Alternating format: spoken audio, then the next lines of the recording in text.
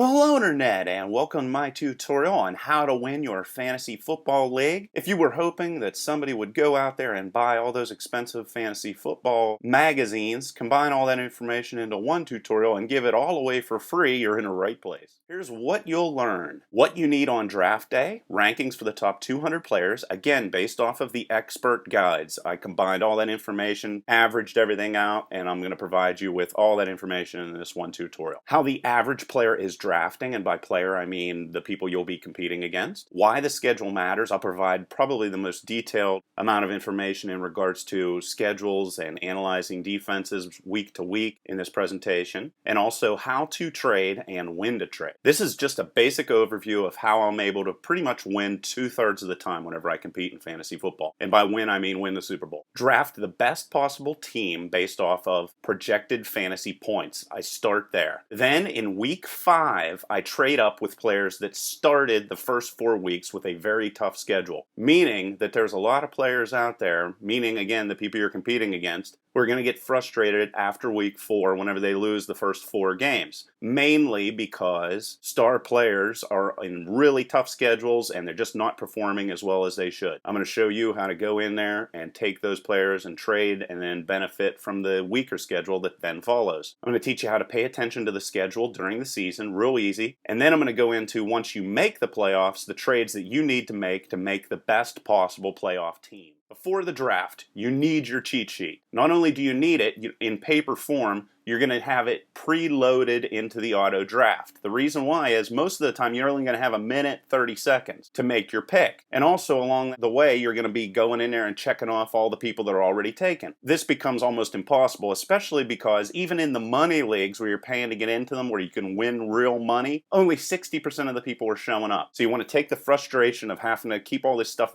organized on paper, and instead you want to auto load it in there so that all your picks are going to come in order. Also, you're going to want to get everyone's emails for trades in the future during the chat session that's going to precede most drafts. You're also going to want to know which players are being ignored and drafted later on in the draft so that you can ignore them and take advantage of them later on. Then you also, of course, want to fill your positions with the best available quarterback, 2 running backs, 2 wide receivers, either wide receiver or running back, depending upon which you get, tight end, defense, and kicker. You want to fill all those positions and then worry about picking additional players after that. Based off of all the expert information that I found, the experts in general, and this is all ranked based off of projected fantasy points. They show Michael Vick first. Now again, they're not all saying pick Michael Vick first. They're just saying that he's projected to have the most fantasy points this season. And you can see right here that he's normally being picked in the 8th slot by fantasy players on average. And then you can see everything else is listed here just based off of projected fantasy points, as well as the position in which they're normally being picked. And you can see this is just kind of a rough overview of some misses that might be going on and so forth. I'm going to show you in a minute how to get the complete list. And no, you don't have to pay for it. What you have to understand is whenever you're picking, you have to really think about how many really true great people are available in each position. And you can see here in red, this is the quarterback. You can see the projected fantasy points drop off pretty dramatically and then continue to fall pretty dramatically and then level off, while the running backs are also doing exactly the same thing. So this is where you're going to want to invest most of your picks, because here's wide receivers in blue. You can see that this really a nice sloping curve. So your first 3 rounds, for the most part, almost always are going to be made up of running back and quarterback picks. And based off of that information and the projected fantasy points that we have here, I feel, and the experts also agree, that Adrian Peterson, Arian Foster, and Chris Johnson are definite first 3 picks. These guys have to be picked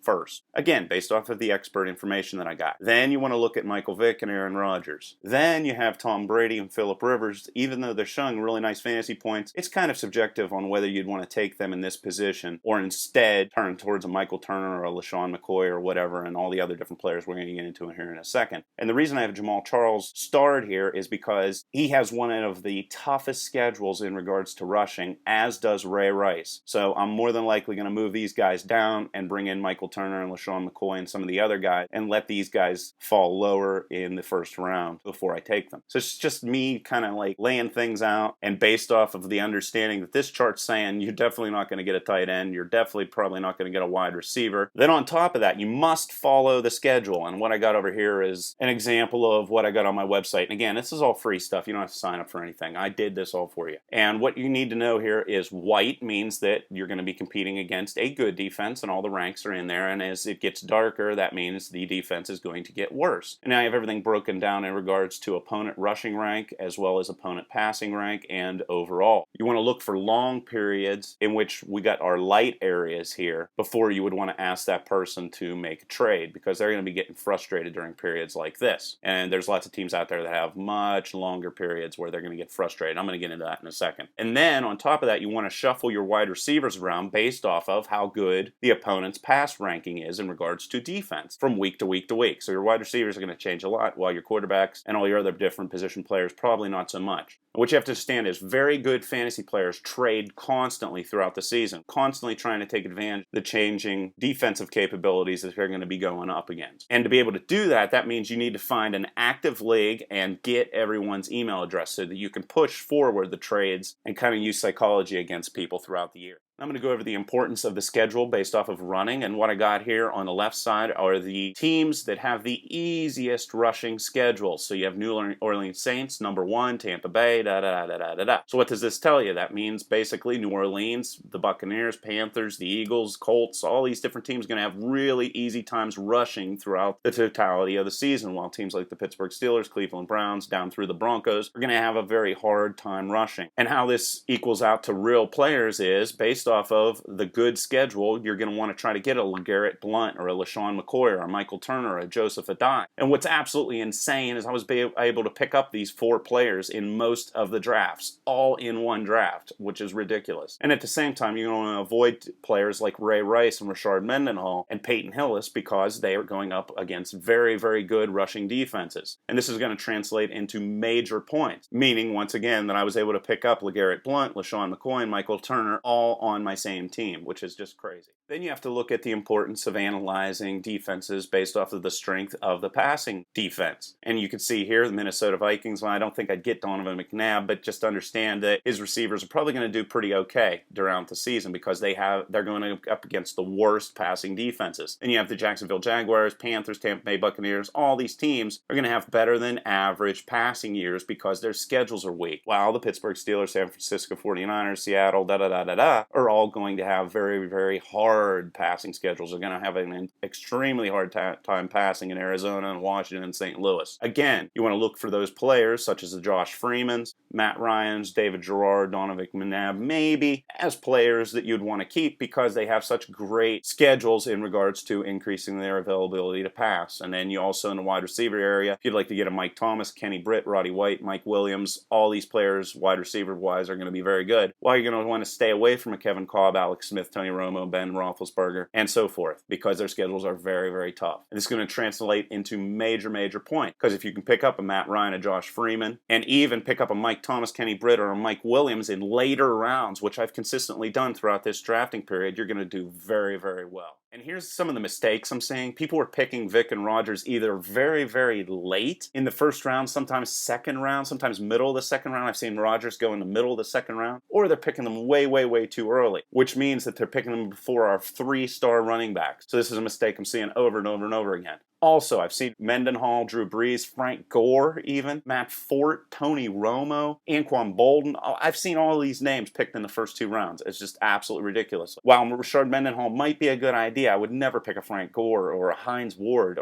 It's just absolutely ridiculous. And in regards to the Steelers, like I said before, they're going up against pretty good passing defenses. So I don't think Roethlisberger, Wallace, and Hines Ward are going to do particularly well this year. Not saying they're going to do terrible, but I'm saying that there's going to be other players who are going to be much better off. And then what's also ridiculous is I've been able to pick up players like Michael Turner, Roddy White, Dallas Clark, Cedric Benson. I've been able to pick up Cedric Benson in the 10th round. Same thing with Joseph Adai. A lot of these players are being ignored based off the drafts that I've seen. Frenzy picking is also extremely common this year. And what I mean by that is, let's say somebody picks a Mike Vick, and then the next person on the line picks up an Aaron Rodgers. Well, people have a tendency to start going nuts and not paying attention, and you'll very quickly, I've seen this in 2 drafts, where everybody just starts buying quarterbacks and just totally ignores the fact that there's great running backs available. And also on top of that, like I mentioned before, even in money leagues where people are putting their money up, I'm only seeing 60% of people show up for the draft. In regards to trading, a lot of people don't know when it's a good idea to trade. Week 5 is your great time to be able to start trading. What you want to do is you want to steal players from teams like Atlanta, San Diego, San Francisco, Indianapolis, and Baltimore. Why? Because their first 4 games are really, really tough in regards to, or in comparison to the rest of their schedule. So you want to look for players in those 5 core teams to steal from to really boost up your overall team. Also, what you have to understand is most fantasy players give up around week 5. If you lose the first 4 games of the season, there are numerous players that just say, to heck with this, and just give up. So you want to get in there while the going's good and they're still involved actively in playing the game so that you can take away their players from them. My moves and my trades in week 5 normally define how good I do during the year.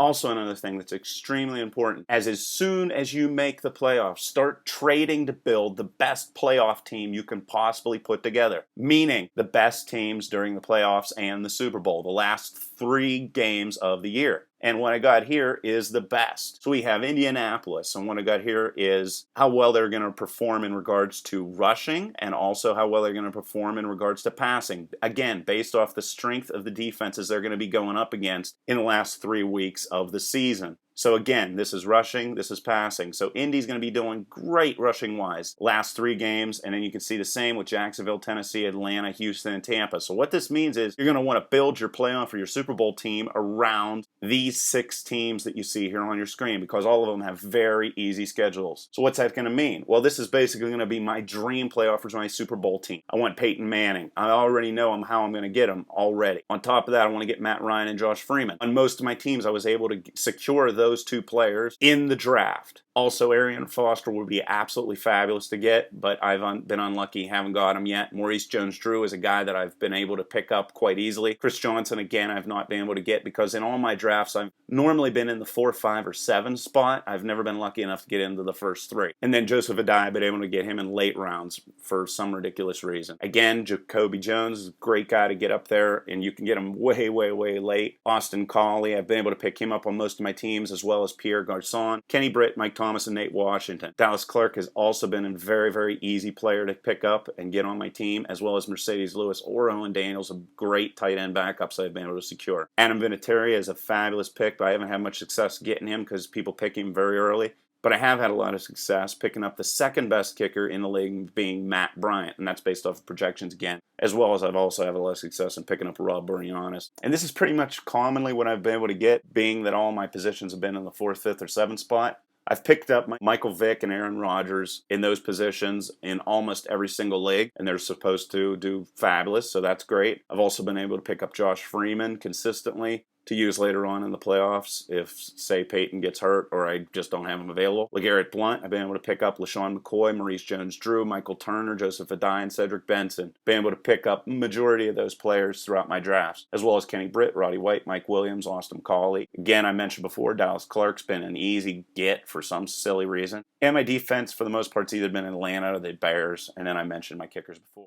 And based off all that information, here's my basic breakdown for my cheat sheet. And I'm not going to leave this on the screen for you to look at. You can just jump over to my website if you want. Like I said, this is all free, guys. I put it all together for you. You can see here, here's all my defensive rankings. It's in a nice little spreadsheet. You can download it, print it, do whatever you want. And then here's all my rankings. This is based off of what all the experts are saying out there, and a whole ton of information. And here's my cheat sheet. Here's the whole entire thing, so if you want to look at that. And it's just my beliefs based off projections and what the experts are saying and a whole bunch of other things. So hopefully it helps you out. So here we are back to my cheat sheet. And like I said, basically I'm just going to start off getting Adrian Peterson if I could, but I haven't had any luck. And I'm going to move downwards, and then I'm going to move back up, and then I'm going to move downwards, just like you do with any other cheat sheet. But again, you want to preload this into the system so you can make sure you get these guys in the right order and you can properly track everything. Doesn't seem like many people are doing that also in the drafts. And then there's just the rest of my cheat sheet as things are going on. But like I said, you can get it. There's a link underneath this video. You can look at it if you want. Another thing I do is I'm constantly thinking about the future throughout the season. So So I've noticed that a lot of people in my leagues have both Peyton Manning and Chris Johnson. These are two guys I definitely